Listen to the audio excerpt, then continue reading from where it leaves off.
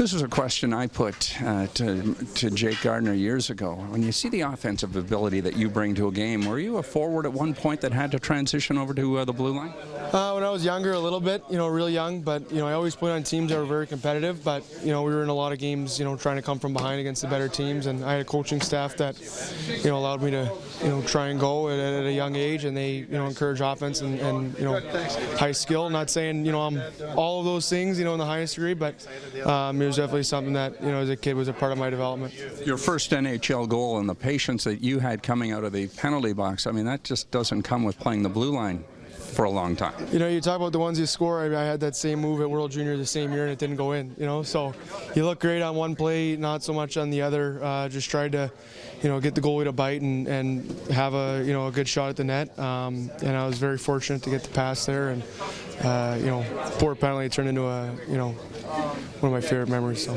Put us into perspective. It's going to be different. 700+ games for Brooks here tonight. You a small sample size heading into this one, but still has to be special, doesn't it? Yeah, absolutely. You always want to, you want to prove people right. You want to prove people wrong, and definitely an organization that passed on me. So you want to bring it, and most importantly, you owe it to the club that is taking you in, with open arms to try and give them a good effort and make the the powers that be look good.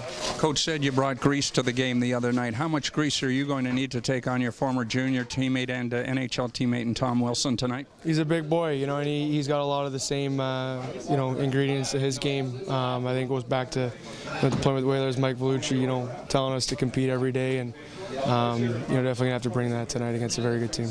Our play-by-play man Joe Bowen has done his research. He says there's talk that your mother passed up a chance to see you play in your first NHL game to go see the Chicago Bears. True or false? No, false. That's false. That's false. No, they were there.